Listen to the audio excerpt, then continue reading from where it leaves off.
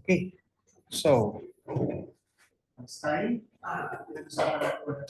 simulan natin yung discussion about angular momentum. Okay, and the angular momentum as a quantum mechanical na operator. Okay, and nag-end up tayo dun sa idea na tawag dito. Well, ang ginawa natin is tinignan natin yung commutation relations ng total angular momentum at saka ng mga components ng angular momentum. Okay, at tawag dito, towards the end, tinignan din natin kung ano yung mga eigenvalues or at least yung possible na eigenvalues ng angular momentum. Ngayon, gawin natin definite. Ano ba talaga yung eigenvalues ng total angular momentum, L squared, at saka tawag dito, Z component na angular momentum. Okay, doon tayo tumigil sa idea na at the topmost, so kung titignan nyo rito sa figure, okay, meron dyan mga energy, hindi energy levels, angular momentum levels. The levels ng angular momentum. Okay, and dun sa topmost, ang eigenvalue is LH bar. Okay, so sinabi natin yan, pinakita natin yan last time as L plus f of t, where f of t is the topmost eigen function. At pag in-apply natin yung ladder operator, okay, dun sa f of t, sinabi natin na yan ay equal to 0. Basically, ibig sabihin yan is that there are no angular momentum states above f of t. Okay? Okay. And then, ngayon pwede na rin natin i-define dito yung sa bottom. Okay, so kung titignan nyo, yung bottommost na or yung pinakailalim na state is FB. Okay, and pag in-apply natin yung lowering operator dun sa FB, since there are no states below the bottommost operator, bottommost level, yung application ng lowering operator will give you 0. Then, sinabi rin natin before na we assume na ang LZ when applied to an eigenvalue will give us LZ applied to an eigenfunction ft will give us an LZ applied to an eigenfunction will give us an eigenvalue mu f, and L squared applied to an eigenfunction will give us lambda f. Lambda is the eigenvalue of L squared, and mu is the eigenvalue of LZ. Now, in-assume din natin last time na sa topmost, okay, at the topmost, yung LZ, when applied to the topmost eigenvalue, will give us H bar L as the eigenvalue. Okay, so dyan tayo natapos last time. Okay, now, ang gawin natin is i-try natin i-derive ngayon yung eigenvalue corresponding to L squared. Okay? So, in other words, ano ba yung lambda? Ano yung expression for lambda? And then, after deriving yung eigenvalues for L squared at LZ, kunin natin ngayon yung corresponding na eigenfunction. Okay? Okay, so we start by multiplying yung ladder operators, okay, na ganito. Okay, na ganyan. Okay, so L plus or minus multiplied to L minus plus. So this will give us Lx plus or minus I, Ly, and then Lx minus plus I, Ly. Okay, at yan ay equal sa, so pag in-apply natin, we have Lx squared, and then Ly. Okay, ang Ly squared plus Ly squared. Okay, yung I, ano nangyari dyan sa I? Kasi yung plus, positive multiplied by negative sign, and then I squared ay magiging positive. Okay, ganun din yung negative multiplied by positive sign times I squared magiging positive. So Ly squared. Okay, and then yung cross terms. Ang cross terms will give us minus plus I, and then Lx Ly minus Ly Lx. So simplifying, this will give us L squared minus Lz squared. Okay, saan nakuha ang Lz squared? Saan nakuha ang L squared minus Lz squared? L squared is equal to Lx squared plus Ly squared plus Lz squared. Okay? Now, itong naka-parenthesis, including yung I, ano yan? So basically, yan ay commutation ng Lx tsaka Ly. Anong commutation ng Lx tsaka Ly?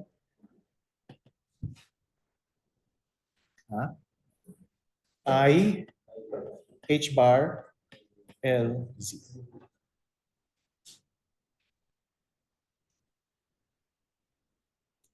Okay, so ano ang lalabas dyan ngayon? Magiging equal yan sa L squared minus LZ squared minus plus, tama ba?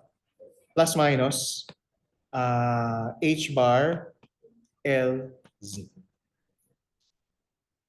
Okay, so yan yung L plus minus L minus plus. So now we have L squared equal to L plus minus L minus plus LZ squared minus plus H bar LZ. So in-isolate ko yung L squared sa kabilang side. Okay, bakit ko in-isolate? Kasi ang objective natin is to determine kung ano ang eigenvalue corresponding to L squared. Okay, so now we have an expression for L squared which includes yung LZ. Alam na natin kung ano yung LZ, di ba? Ito. Tapos, alam din natin kung anong gagawin ng L plus L minus dun sa function. Okay? Okay? So,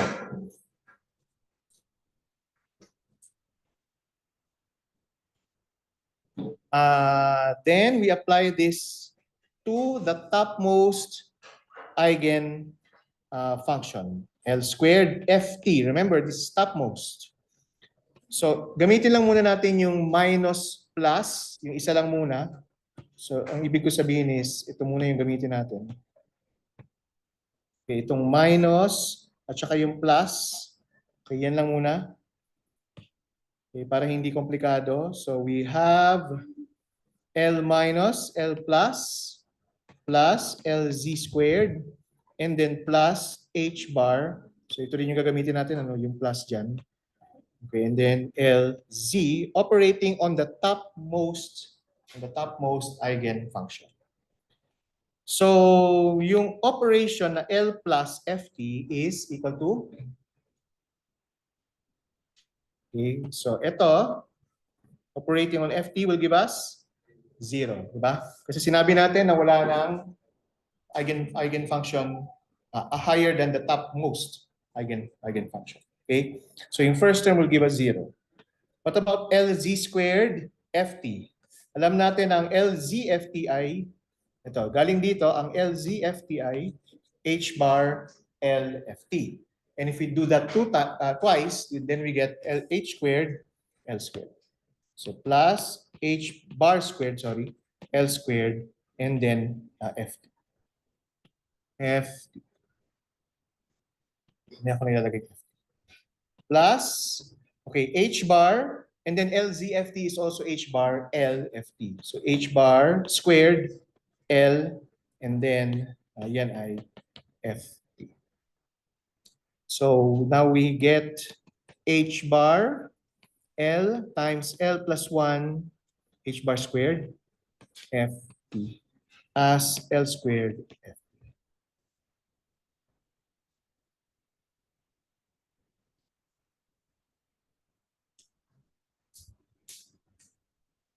Okay? Okay lang? Okay, so, ang tawag dito, hindi na natin kailangan gamitin itong yung plus minus kasi wala namang useful na information na ibibigay sa atin. Kasi ang gagawin lang natin is bababa lang natin siya. So, dun sa, hindi siya magbibigay ng information for us. Na information that will allow us to derive kung ano yung lambda. Okay. Pero pag in-apply natin yung L minus dun sa bottom na okay, na eigenvalue, pwede natin ma-derive pwede na tayong makaderive pa ng isa pang equation. So yun yung susunod natin gagawin. Okay. So we are going to apply L squared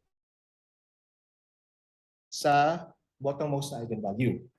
In this case, ang gagamitin na natin ay yung plus at saka yung minus, lahat ng nasa ibabaw. Okay, so equal ngayon yun sa L plus L minus plus LZ squared minus H bar LZ applied to the bottom pinakamababang state. So yung L minus FB is equal to 0 kasi wala nang state lower than FB. Okay, so yung first term is 0 plus LZ squared FB. Okay, so yun din yun. LZ FB will still give us H bar L. So, pero hindi na to L kundi dapat another L to, di ba? So, instead, ang gagawin natin is to-define natin yung H bar squared L bar squared L bar, which indicates na yun yung eigenvalue corresponding to FB. Okay, so yan. So, ibig ko sabihin is that if we apply LZ to FB, then we get H bar L bar FB. Okay? So, yung H bar L bar ay yung eigenvalue ng FB. Ay eigenvalue ng LZ dun sa bottom, pinakamababang eigenstate. And then, minus H bar squared L bar, and then lahat yan ay FB. Okay, so this will become H bar squared L times L minus 1 L bar times L bar minus 1 FB at yan yung L squared na FB. Siyempre dapat yung mga yan, ito at saka yan ay consistent. The only way for them to be consistent, ay anong nangyari? Na-delete. The only way for them to be consistent is that etong eigenvalues, yung mga eigenvalues na yan ay dapat equal sa isa't isa. So L times L plus 1 ay dapat equal sa L bar minus 1.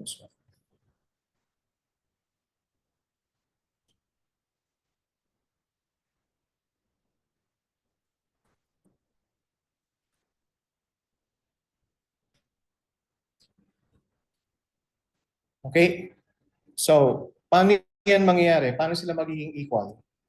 One solution is that yung L bar ay equal sa L plus 1.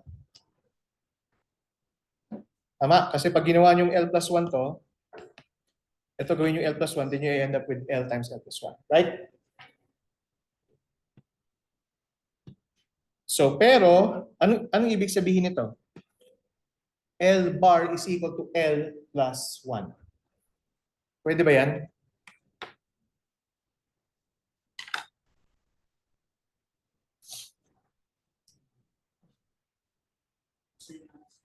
Ha?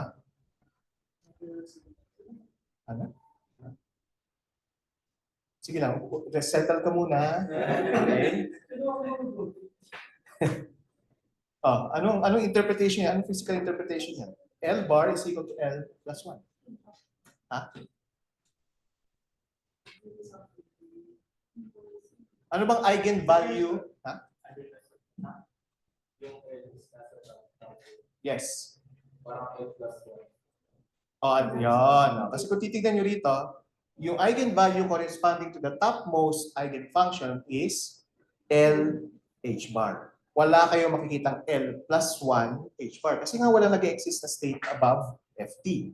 So, yung L bar, siya naman yung pinakamababa. So parang sinasabi dito is yung pinakamababa is greater than yung pinakamataas by 1. Diba? So, yun yung physical interpretation nito. So that's physically impossible. Okay? So hindi yan physically possible. Okay.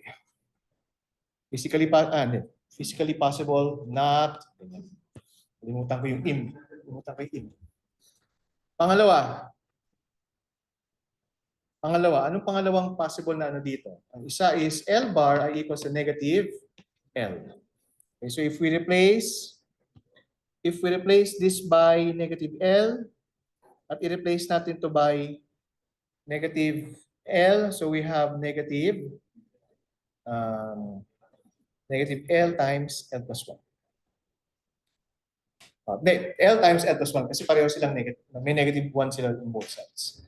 So, ito pwede pa.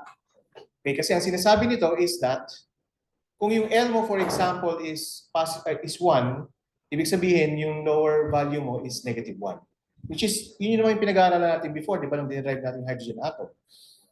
Yung L can have values from negative, yung M can have values from negative L to positive L. So this is the most probably yung tawag dito, magandang explanation.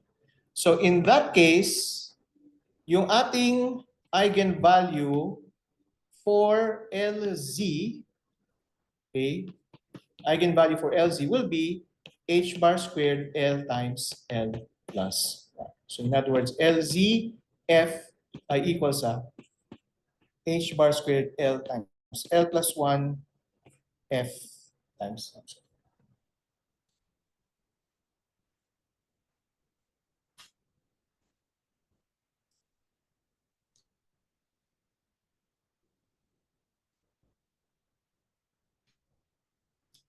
Now, if you recall, yung L na yan ay in steps of, well, yung L na yan ay related sa M. Kasi sinabi natin, if we have yung magnetic quantum number, then yung magnetic quantum number niyan will have values equal to negative L plus 1, and so on and so forth, hanggang L minus 1 to L. Okay, and so integer value siya, right? But they can also have half integer values. Okay, na yun yung makikita natin later. So for a given value of M, there are 2L plus 1 values of L. Okay? Now, isa pang tignan nyo dito is, when we started with this derivation, okay, wala tayong ginamit and na knowledge about yung sa hydrogen atom. So we started with yung commutation relations. Okay? So mostly algebra yung nangyari dito. Okay? So kung iisipin ninyo, we ended up with the same results as yung sa hydrogen atom. So yan yung mga gusto niyo mangyari kasi alam niyo may consistency dun sa calculations. Okay? So any questions? Okay, so now ang next step is to derive yung eigenfunctions. We already know that the eigenvalue, so sulat natin L squared F. Anong eigenvalue ng L squared F? Ng L squared?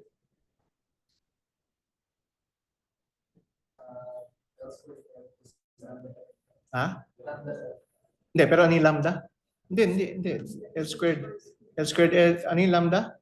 H bar squared L times L plus 1 F. Okay, and then yung LZ F ay equals sa?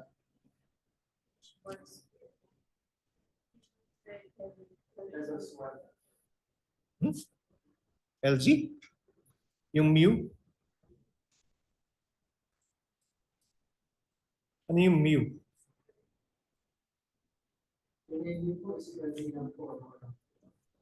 Hindi pa natin dinidrive. Pero for now, isusulat lang natin siya as MH bar F. Okay? So ang L squared ay may eigenvalues corresponding to the tawag dito, orbital angular momentum quantum number L, at yung Z component na angular momentum ay may eigenvalue na nagko-correspond sa magnetic quantum number na M. Okay. So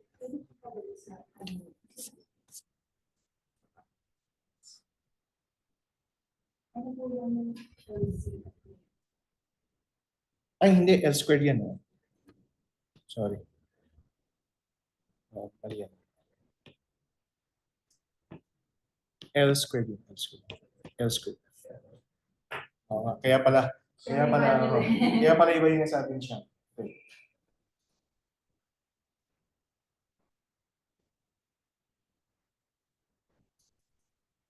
Okay lang. Okay lang yan. Wala ka na namang masisip-sip siya. Kung pang, ha? Okay. So, derive na natin ngayon yung eigenfunction corresponding to L squared at saka kung wala ng tanong. Now, to derive yung eigenfunction, babalik tayo sa spherical harmonics. Spherical harmonics. Sa spherical polar coordinates. Okay. So, first of all, ano ba yung angular momentum in spherical polar coordinates? Okay. So, ang angular momentum ay equal sa h bar over I, yung position vector cross yung tawag dito, gradient na vector.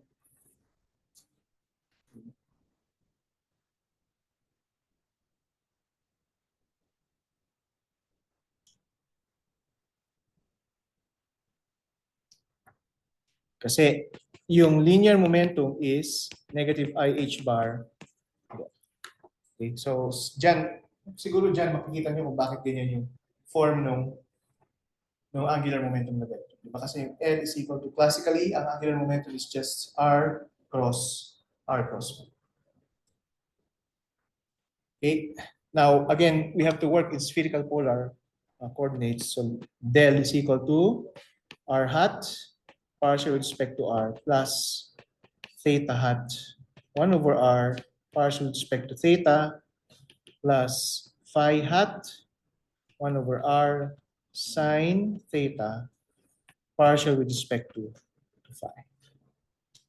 Okay, and we also know that yung vector na R is just yung magnitude na R times yung unit vector na R. So yung ating angular momentum na vector will be h bar over I. Okay? So yung itong R na ito, yan, is this one, di ba? So R hat cross R hat, yan yung unang term. R times R hat cross R hat. Okay, partial with respect to R. Okay, and then plus may R tayo dun. So mawawala yung R. So magiging R hat cross theta hat partial with respect to theta plus mawawala ulit yung isang R. So matitira is 1 over sine theta R hat cross phi hat partial with respect to phi.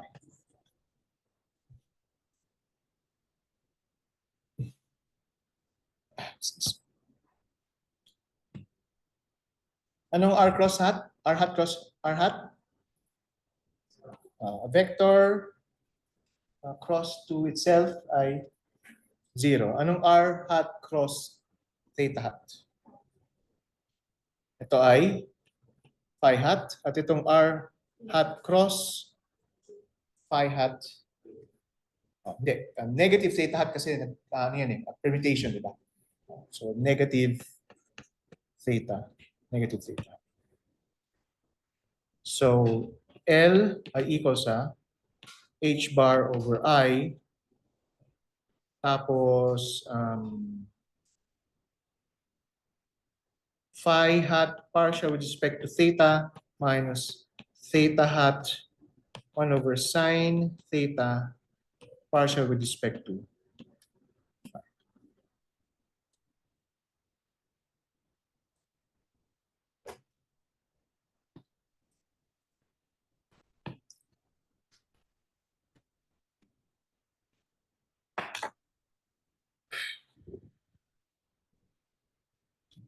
Okay. Now, ang gagawin na natin ay from spherical polar coordinates, itatransform na natin siya into Cartesian coordinates. So, first, tignan natin yung theta hat.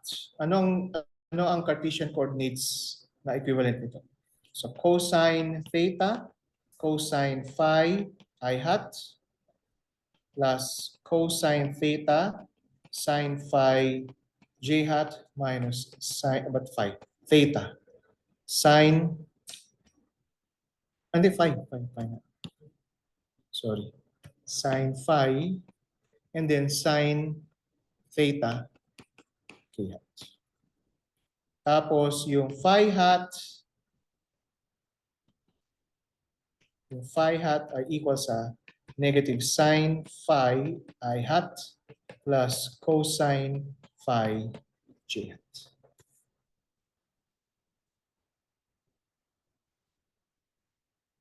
So yan ngayon yung ipapasok natin dito at saka dyan.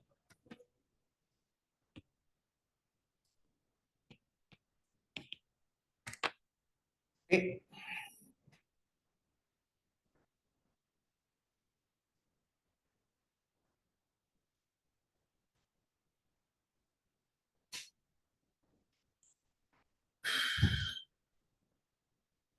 So h bar over I. So phi hat is negative sine phi I hat plus cosine phi j hat partial with respect to theta minus cosine theta sine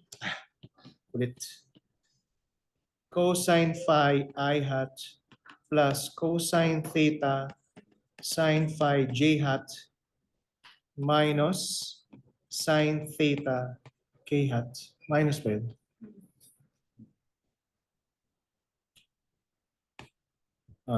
One multiplied by 1 over sine theta partial with respect to phi.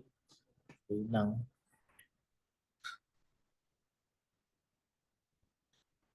Tapos pagsasamahin natin ngayon lahat ng x components, y components, at saka z components.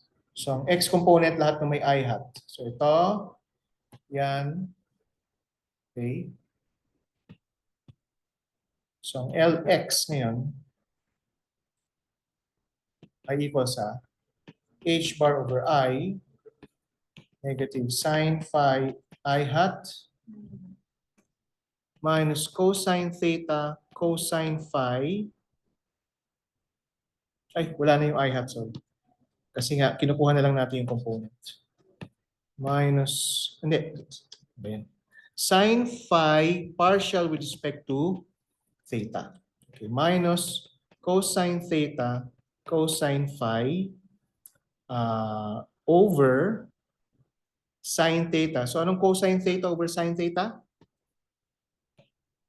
Cotangent theta. Cotangent theta, cosine phi, and then partial with respect to phi.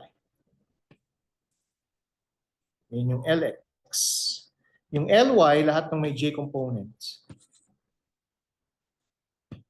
Okay, so Ly ay equal sa h bar over I plus cosine phi partial with respect to theta minus cotangent theta sine phi partial with respect to phi. Tama ba? And then finally, yung Lz, yun yung k component. So, h bar over I, cancel yung sign. Diba? Ang matitira na lang ay partial with respect to phi. Yan yung Lz.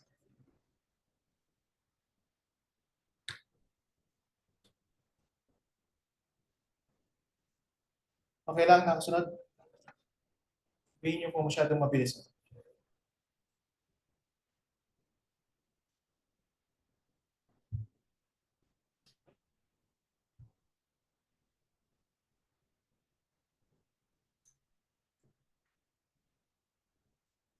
Okay.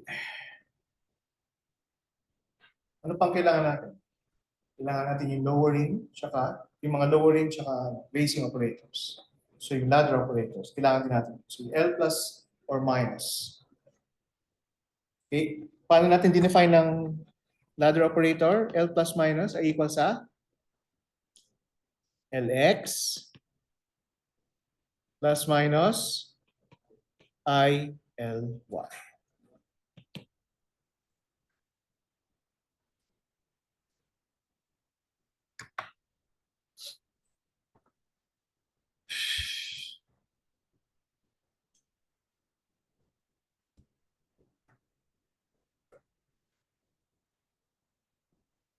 Ang Lx given, so h bar over I, ang Lx is negative sine phi plus or minus.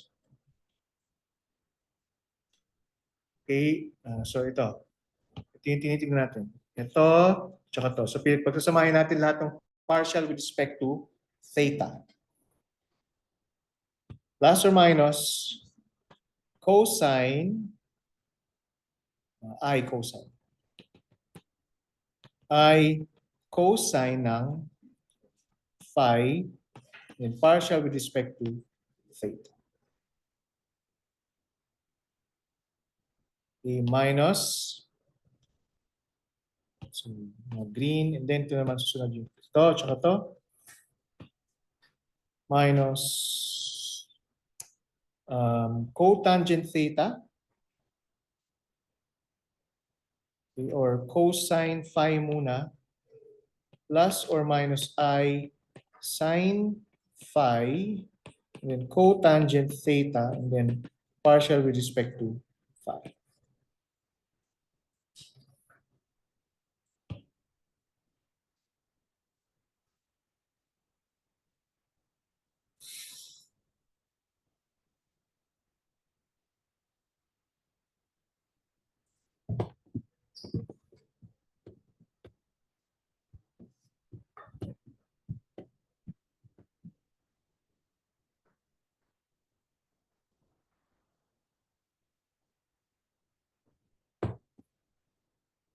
Okay?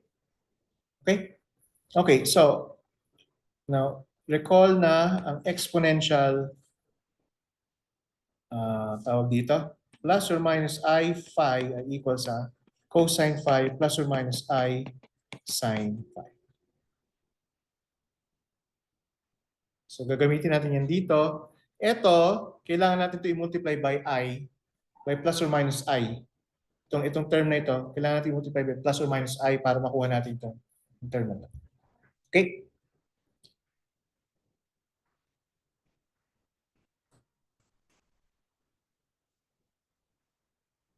Or siguro yung mas may sense is i-factor out natin yung plus or minus I dun sa labas. So when we do that, we end up with L plus or minus is equal to plus or minus H bar exponential plus or minus I phi. Yan na yung Euler, result ng paggamit ng Euler's equation. Partial with respect to theta plus or minus I cotangent theta partial with respect to phi.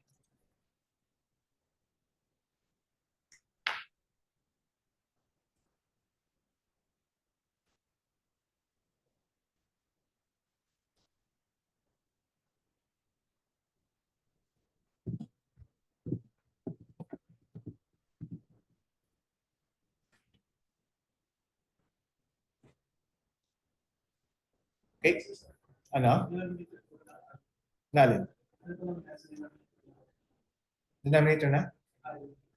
Anong denominator na? Kasi 'di ba finactor out ko tong ano? Finactor out ko tong I na ito. Yun. So actually pwede natin ipasok yun doon. So ayun, tama. Pwede natin ipasok actually yung denominator na I. So magkakaroon ka ng I sine phi, di ba? Plus or minus I squared, which is negative 1, di ba? Cosine phi. So doon na ano yung Euler's equation. So,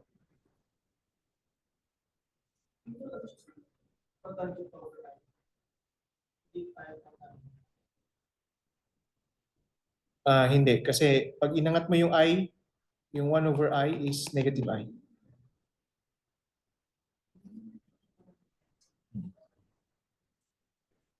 Okay. Good. Yan ang sinasabi nyo ngayon pagdating sa exam.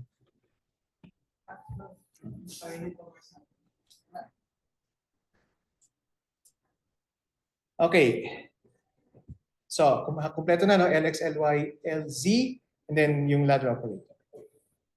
So, yung LZ, sabi natin, ay equals sa H bar over I partial with respect to phi. Diba? So, pag in-apply natin yan sa F, okay, baka natin nakuha yan dito. Ito. Yan. So, pag in-apply natin yan sa isang eigenfunction na F, then we get this. Pero sinabi rin natin kanina na yung LZ, okay, in-assume natin na ang eigenvalue niya is MH bar, yung eigenvalue niya. Okay, so now we have this differential equation with respect to phi. At pag sinolve natin yung differential equation na yan, solving for f, okay, we get f is equal to some function which is a function of theta only, okay, times exponential I m phi. Okay, medyo ano na, no? Medyo nagmumukha ng, medyo nagiging familiar na, di ba? Kasi kung naalala ninyo, nakuha natin ito expression ng I m phi nung sinolve natin yung azimuthal component ng hydrogen atom. Di ba? Yung azimuthal equation. Okay? And hindi tayo na gano'n, hindi ang treatment natin dito is purely algebraic or calculus, di ba? Kasi mag-integrate lang tayo dito. Hindi tayo nag-refer sa hydrogen atom at any time. Okay, so this is another type of derivation for the wave function. Yun lang sa hydrogen atom, ang dinerive natin doon is yung Hamiltonian. Okay? Kinuha natin yung eigenvalues ng given Hamiltonian. Dito ang dinerive natin yung eigenvalues ng angular momentum. Okay? So maganda na makita niyo yung difference. Even though na pare-pareho, parang anong tawag dito? Well, meron pa rin ibang differences in principle. Okay. What else? Alam natin na ang L squared, F, okay, ay ibibigay sa atin yan is H bar squared. Ang eigenvalue niya is H bar squared L times L plus 1, F.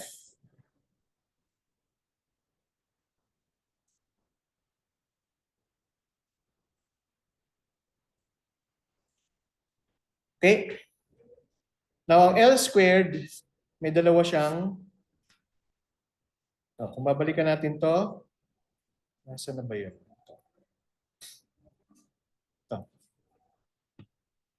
L squared, ganyan yung form niya, di ba? Itong nakab.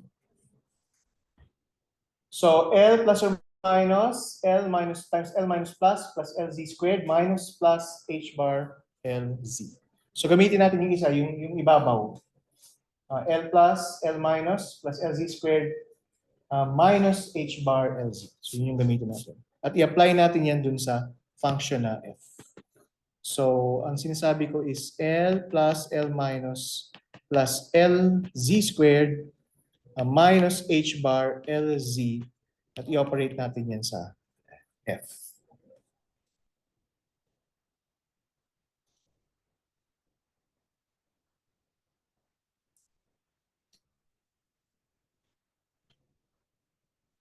Okay. So, L plus. Okay, medyo magbantay-bantay na tayo dito. Pati ako, bantayan nyo rin ako. Plus H bar. exponential plus I phi. Now, partial with respect to theta plus I cotangent theta partial with respect to phi. Yan pa lang yung L plus. L minus,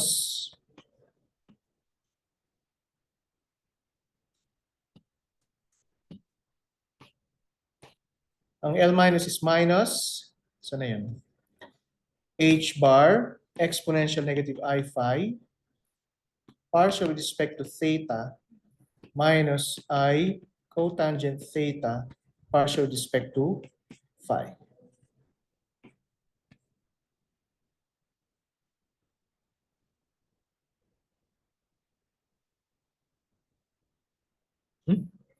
Nangyari?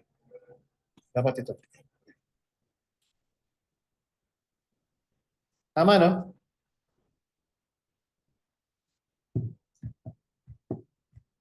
Okay, and then yung LZ squared. LZ squared apply to F.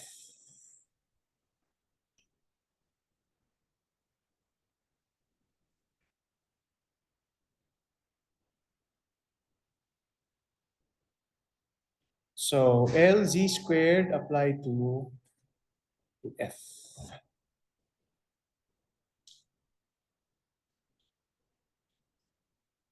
Minus, ano ang tinitignan natin dito? Asa napunta yung M?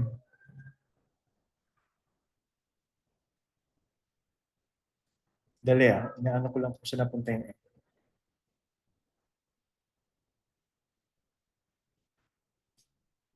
Ay, hindi, sorry. Ito yung ginagamit natin. Yan lang. Okay.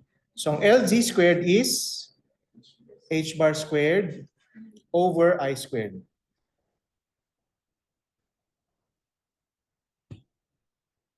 Okay, so minus H bar squared and then second derivative with respect to phi ng F. And then ganun din, minus H bar squared over I and then partial with respect to phi ng F.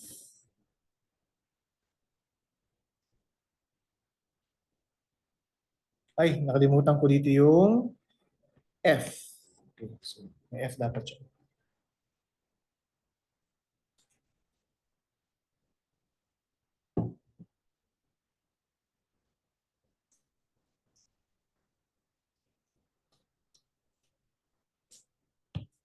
So, first, i-apply natin ito.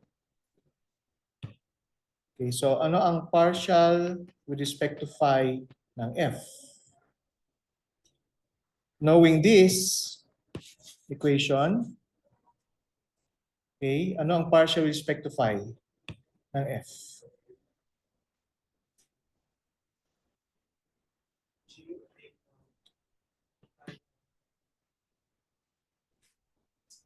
Ay, bakit? Partial with respect to phi na. So I am exponential I m phi times G. Okay, so G of theta. And then, ito naman ang susunod natin i-apply dito. So ang partial with respect to theta ng F ay equal sa exponential I m phi and then derivative with respect to theta ng G. So derivative with respect to theta ng G.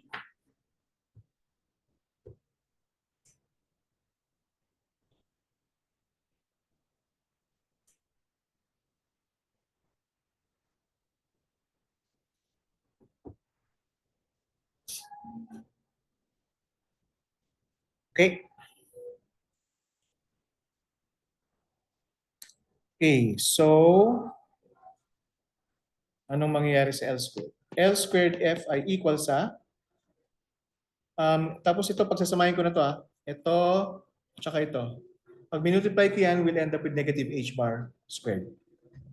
Okay, yun naka-blue. Yung underlined na blue pala, sorry. Negative H bar squared.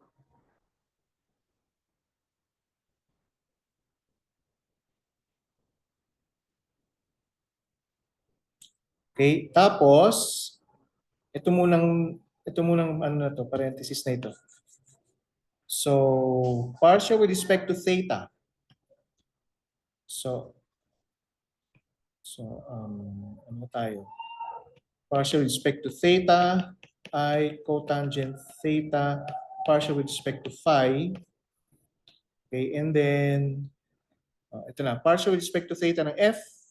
So, exponential I m phi dg d theta minus I cotangent theta, partial with respect to phi ng f. So, I m exponential I m phi ng g. Oh. I'm glad na natutuwa sila sa lesson natin. Woo! Buti pa sila. Buti pa sila natutuwa. Hindi ka tulad ng mga nandoon sa SM, di ba?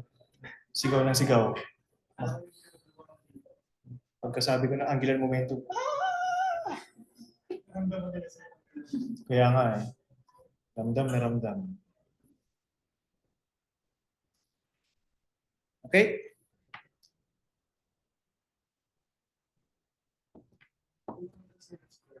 Yung alin? Dito?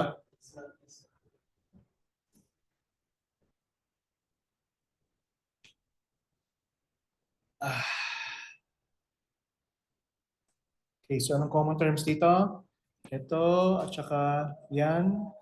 Okay, and then itong I times I, ang tawag dito? Negative 1. Di ba? Tapos may negative ka doon, so magiging plus. So plus mg cotangent theta. So L squared Fi equals sa negative h bar squared. And then partial with respect to theta plus I cotangent theta and partial with respect to phi. Okay, now,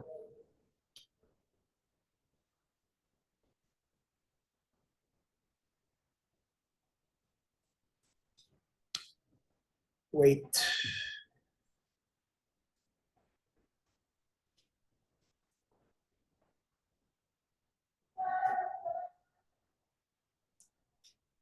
Hindi niyo muna minultiply. Okay.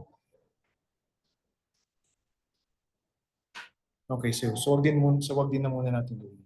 So actually sa book hindi niya minultiply. Ni-retain niya dito yung I exponential I phi and dito ni-retain niya yung exponential negative I phi. So yan din ang gawin natin.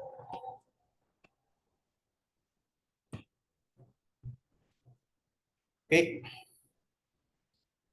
So ang mangyayari dito ngayon is okay, so ito muna exponential I phi. Woo! Partial with respect to theta plus I cotangent theta partial with respect to phi. Then exponential I m minus 1 phi. Okay, alam niyo kung paano nakuha yun? Kasi ito yung m, ayun yung minus 1. Okay, pag kinumbine. Yan yung m, then yun yung minus 1. Okay? Times dg d theta plus mg cotangent theta.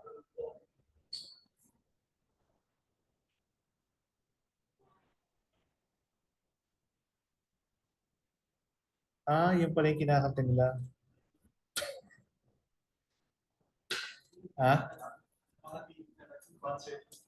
Concert. Bring me to life.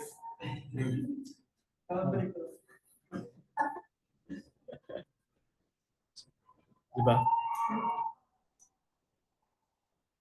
Okay, ano ang second derivative ng f with respect to phi? Okay, so yung ini-evaluate na natin ito. Ito na yung ini-evaluate natin. So, kung ang first derivative with respect to phi ay ganito, anong second derivative niyan? I squared, M squared, exponential I M phi, right? So, ang I squared is negative, so negative M squared, exponential I M phi, and then G.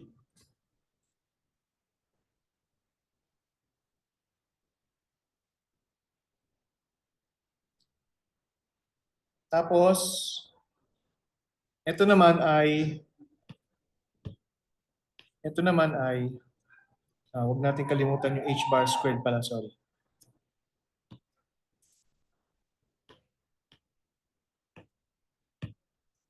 Ano, na-imagine nyo na kung paano tatakbo na exam dito? Plus pala yun. Na-imagine nila.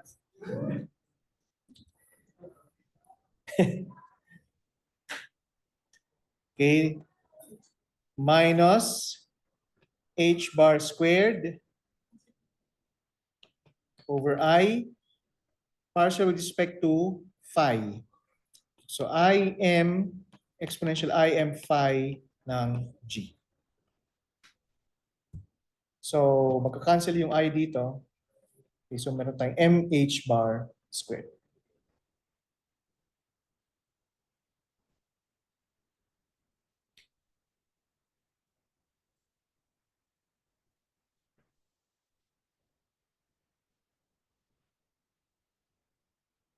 Okay?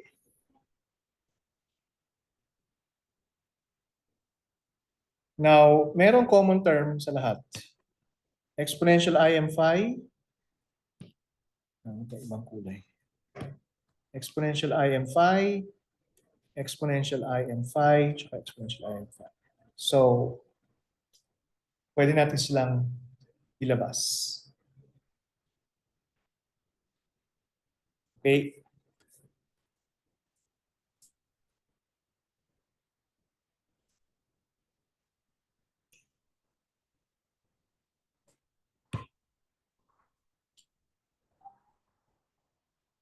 Teka, na-evaluate na ba natin yung pangalawa pang derivative? Hindi pa ata. Ano? Hindi. Ang ibig sabihin ito. Ito. Yan. Kung na-evaluate na natin. Hindi pa natin na-evaluate.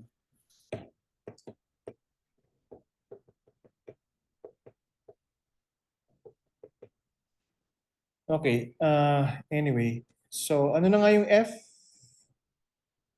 Ang F is given by this. Okay, so G exponential I M phi. And then yung L squared is given by this. So this is actually equal to H bar squared L times L plus 1 times G times exponential I M phi. So may exponential I M phi ka sa left-hand side and then may exponential I M phi ka rin sa right-hand side. So lahat yan ay magka-cancel. Okay, so tanggal na yung exponential I M phi.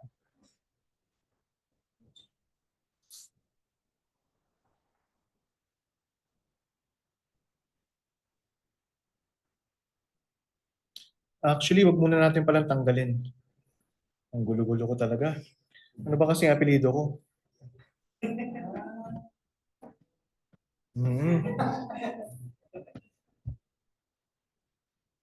Imagine niyo yung nanay ko, ang apelido niya, ang pangalan niya, Mildred.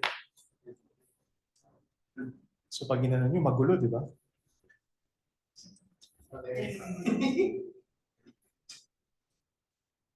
Pero siya ang isa sa mga pinaka-organized na tao na nakilala ko.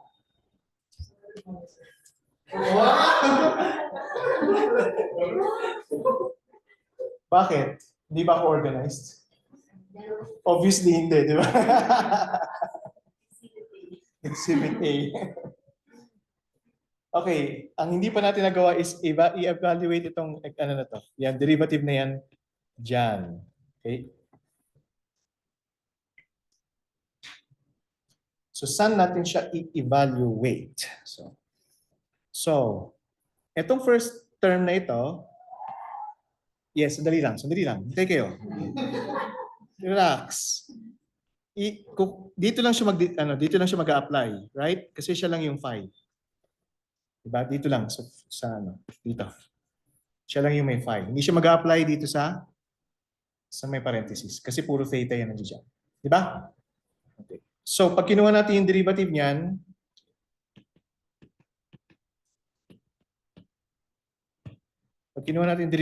we have h bar squared exponential I phi. Meron tayong I m1. So, I m minus 1. Right? Okay? Tapos, multiplied by this. Okay? dg plus mg cotangent theta.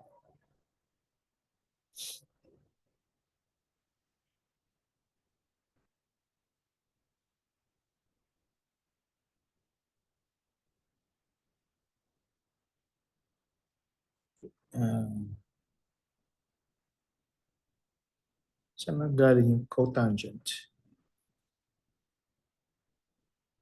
Cotangent pa pala. Ito. Okay. Tapos, multiplied by dg, d theta plus mg cotangent theta. Okay. Then, itong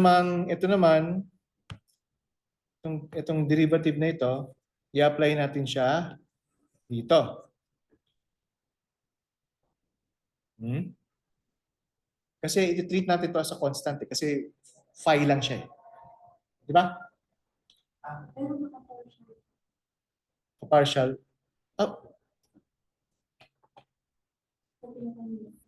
Ito ay derivative with respect to? Ito with respect to? Theta. Mali. Si sir talaga, hindi nagmana sa nanay niya. Mali, baliktad.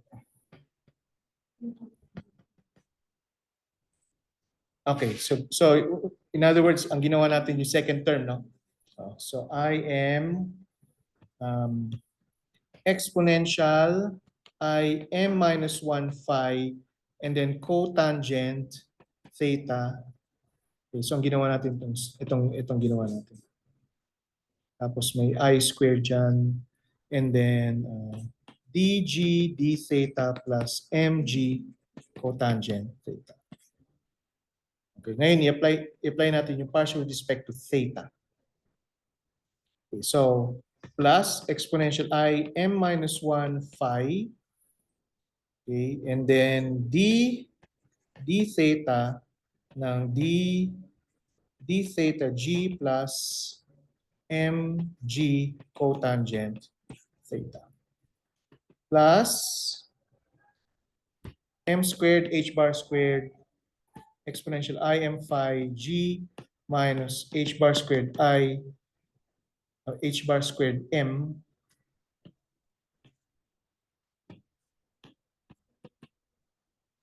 exponential I m phi and then g.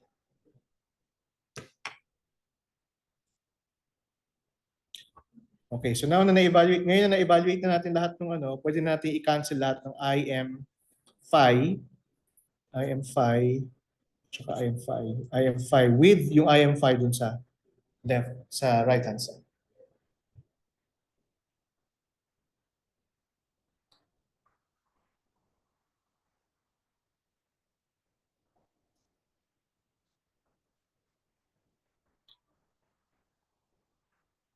Okay, so pag in-apply natin itong derivative na to dito, we'll end up with two terms.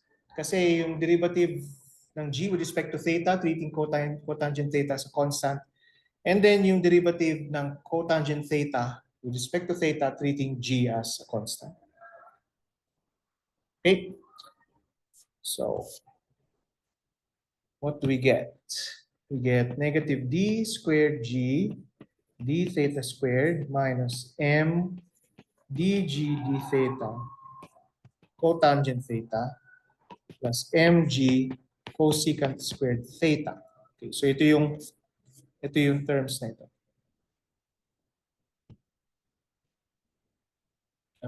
Sorry, asa na yun?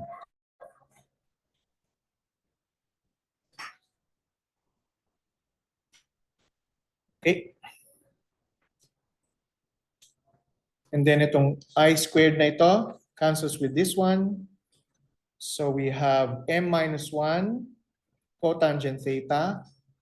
And then dg. Then may ano ka pa doon. dg d theta, yun yung isang terms. Sulat muna natin yun. Plus m minus 1 cotangent theta dg d theta plus m times m minus 1 1 plus cotangent squared theta g equals sa L times L plus 1 g.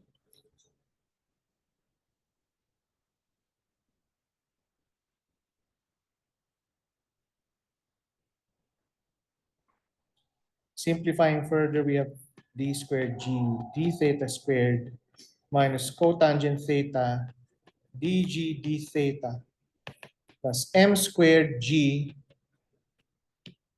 cosecant squared theta is equal to L times L plus 1 g. Then if you multiply everything by negative sine squared theta,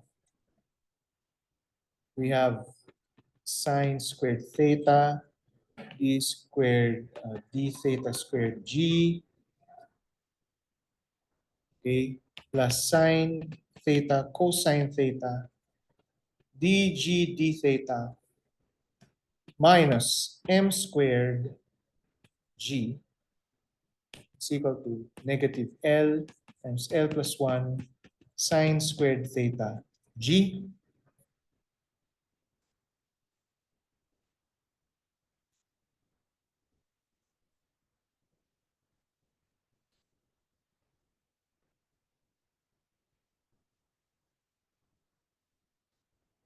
Or ito can be written as sine theta d theta ng sine theta d theta ng g, yung green, plus, and then ililipat ko ito dun sa kabilang side, we have L times L plus 1 sine squared theta minus m squared g is equal to 0.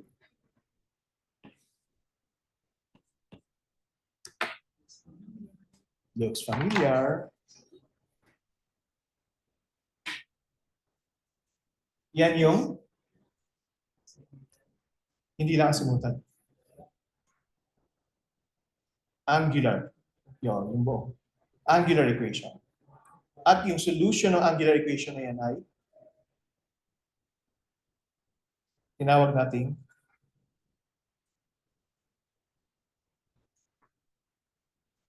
yung solution dito ay ang tawag natin dito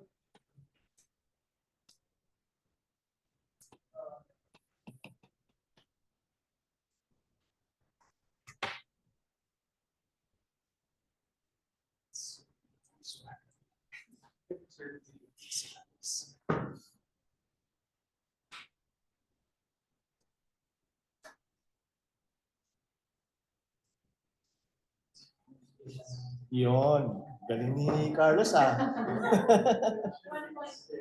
galing mo sa charades Spherical harmonics. Tuwa sila sa game ko Pero teka lang. Di ba ang ginagawa natin dito ay angular momentum? Ba't tayo bumalik sa spherical harmonics? So ano implication nito? Hindi na. Hindi naman. Ibig sabihin nito na ang eigenfunctions ng angular momentum squared at saka ng LZ squared ay spherical harmonics din. Same way na yung Hamiltonian eigenfunction corresponding to the Hamiltonian of a hydrogen atom ay spherical harmonics. Okay? So pare-pareho na spherical harmonics yung solutions. Okay, which is actually convenient, di ba? Kasi we don't have to think of other eigenfunctions. Okay? So,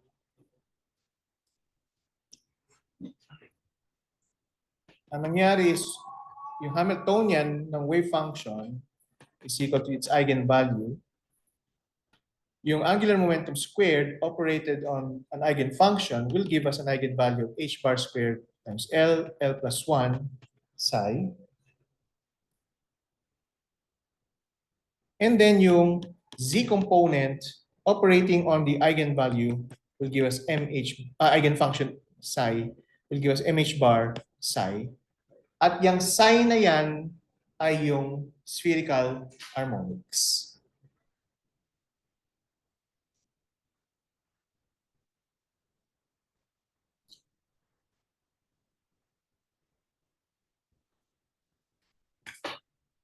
Okay?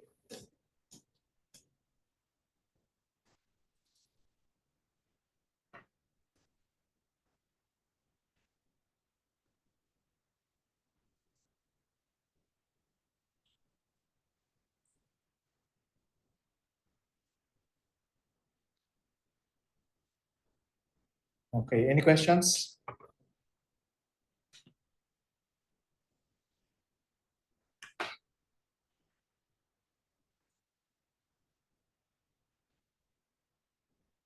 Any questions?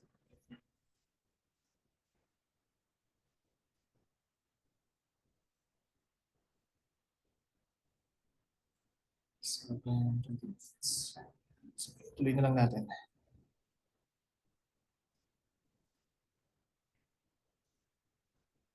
Now, derive natin yung eigenvalues tsaka eigenfunctions na angular momentum operator. L squared tsaka LZ specifically. Ang gawin natin ngayon is mag-introduce tayo ng panibagong observable. At ang tawag natin dun ay spin angular momentum. Analogous ang spin angular momentum sa rotation ng particle about its own axis. So, isipin nyo ganito. So, merong sun, earth, and then sun and earth. Diba? So, yung earth ay umiikot about the sun. So, pwede natin compute yung orbital angular momentum. Ang tawag natin doon ay orbital angular momentum. Pero yung earth ay umiikot din on its own axis. Okay, so ang tawag natin ay spin angular momentum for the earth, classically. Okay? Quantum mechanically, hindi natin pwedeng isipin na umiikot din yung electron about its own axis. Walang sense yun physically. Okay, hindi mo pwedeng interpret in that manner. Pero actually hindi natin alam kung ano talaga nangyayari sa electron. Kung anong klaseng spin. Kung nagsispin ba talaga siya or ano yung nangyayari physically sa electron pag kinoconsider natin spin. Alam lang natin na if we do the experiments at kinonsider natin yung spin angular momentum, tama lahat ng experiments na lumalabas. Pero hindi natin alam kung ano yung itsura ng spin angular momentum. Okay? Okay, wala kung nako-confuse kayo, ako din. Kasi nga, walang experiment na magpapakita kung ano nangyayari sa electron. Okay? Yes. So, ang point lang doon is nag-work siya. Okay, it works when you do the experiment. So now, doon tayo pupunta sa tinatawag na spin angular momentum. Okay, o yung tinatawag na spin. Now, it turns out, yung spin ay, ang gagamitin natin dito, na tawag dito na symbol ay capital S. Okay? It turns out na kung ano man yung mathematical formulation for the angular momentum, orbital angular momentum, it's the same as the spin angular momentum. Ibig ko sabihin, yung commutation, for example, ng spin na Sx at saka ng Sy, capital lahat yan ay equal lang sa IH bar SZ. Ganun din sa angular momentum, di ba? Sa orbital angular momentum, Lx, Ly ay equal sa IH bar LZ. Okay, so ganun din sa SY, SZ equals sa IH bar SX and SZ, SX ay equal sa IH bar SSY. Okay, so maganda yun kasi wala na kayo isipin na bagong formula, na bagong set of equations.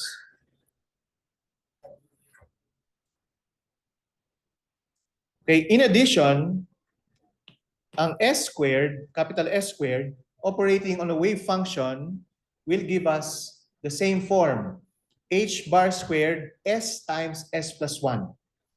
Okay, same eigenvalue. Okay, pero imbis na L, magiging S. Yun lang, ito mag-introduce tayo ng panibagong panibagong notation. Spin and then a new quantity. Okay, spin, ang tawag dito? M sub, actually M sub S dapat yan. Pero hindi nila dinidifferentiate sa book. Okay, so yung dun sa bracket notation, dalawa na yung tawag dito, yung ilalagay yung parameters. Okay, mas magiging klaro yan mamaya kung bakit ganyan. At saka kung paano siya nag-work. So ang point is yung S squared, ang eigenvalue niya is H bar squared S times S plus 1 and then S M sub S. Exactly the same in form dun sa kade-derive lang natin for the orbital angular momentum. And then yung SZ, yung Z component, S M sub S, operating on the wave function will also give us M H bar, okay, S M sub S.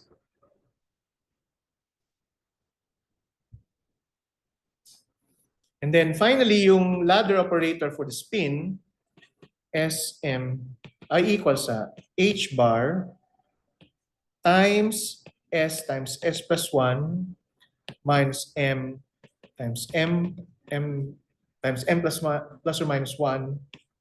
Okay, and then S M plus or minus 1 kept. Okay, so ito lang yung naiba. Tignan niyo kung ano nangyari doon sa S plus, kung ano ginagawa ng ladder operator. So yung S plus, yung racing operator, operating on ket S and M sub S, sorry, M sub S dapat yun, gives you an eigenvalue which is that form. Yung S stays the same, pero yung M sub S ay madadagdagan ng isa. Okay? Pag in-apply nyo naman yung lowering operator, yung M sub S lang yung naapektuhan. Okay, hindi naapektuhan yung S. Okay, so mathematically, parehong-pareho ng itsura yung, anong tawag dito, yung spin angular momentum with the orbital angular momentum. So kung baka itanong nyo, saan galing ito? Bakit walang ganyan sa orbital angular momentum? Actually, meron. Pero isa yan sa mga exercises na gagawin natin next time. Okay? So, sa orbital angular momentum, meron ding, oops, ba't lumitaw yun? Naka-share pa rin, ano? Naka-share, naka-record.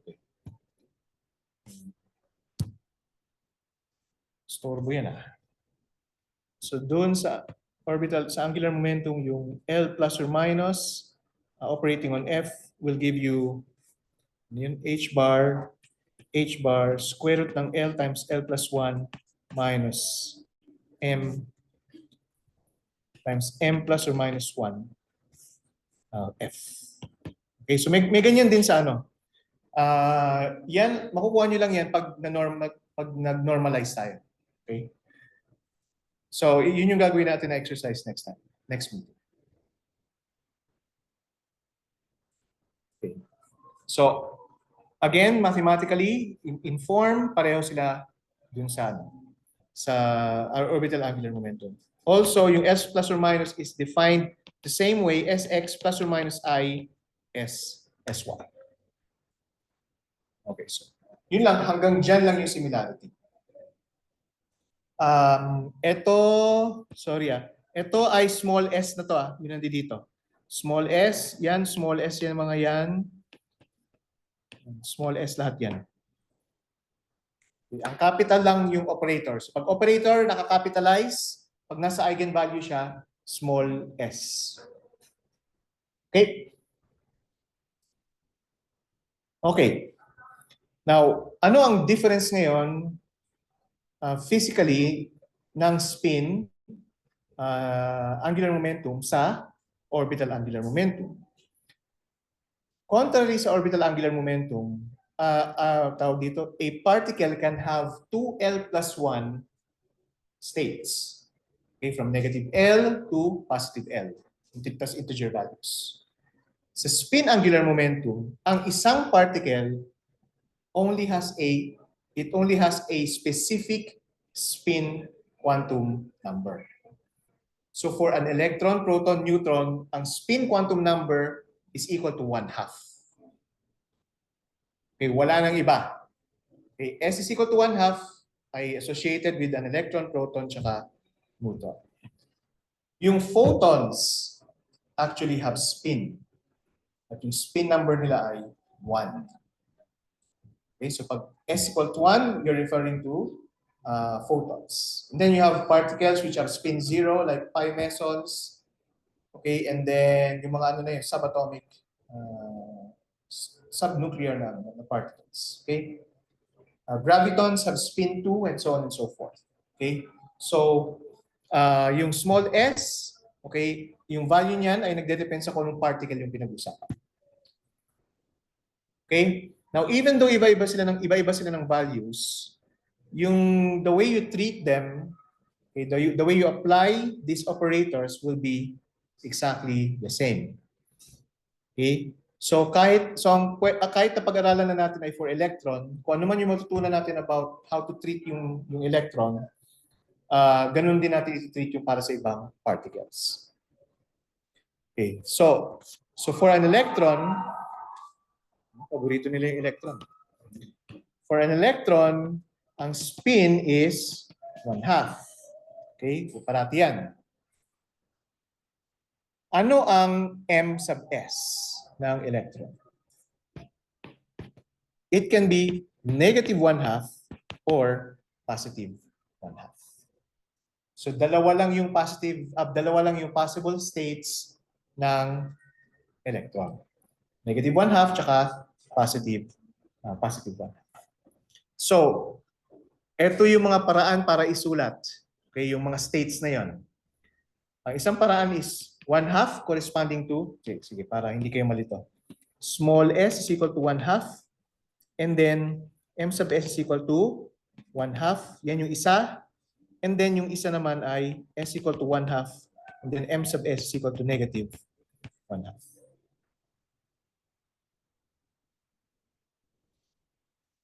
Okay. Ang isa pang paraan is to refer to this as the spin up at ito ay spin down.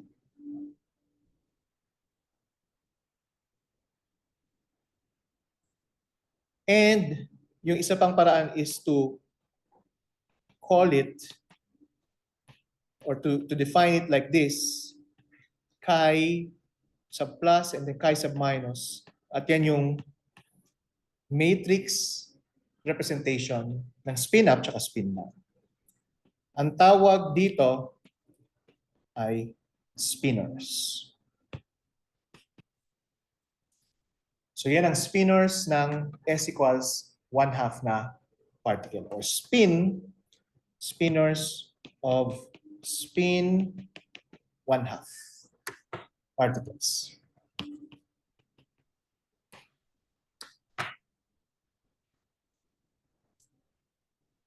Okay, ngayon gagamitin na natin yung ang tawag dito yung i-generalize na natin to. So yung buong spinor, okay, can have two states, yung spin up at spin down.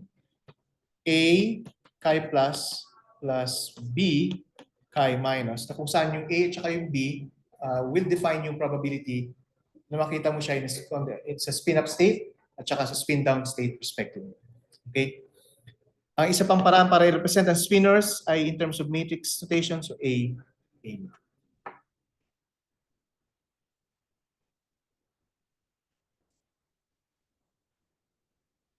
So, yung mga notation na yan ay magde-depend sa kung paano yung kung anong klaseng kung anong klaseng tawag dito, approach yung gagamitin niyo. Pwedeng in terms of bracket notation, Dirac notation, pwedeng in terms of matrices. Okay, kung ano man yung mas maganda.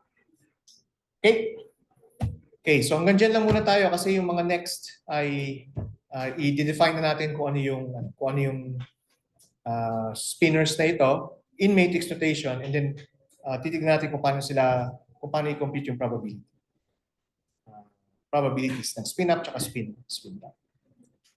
Okay, so kung wala nang tanong, then I will see you Wednesday next week. Nana?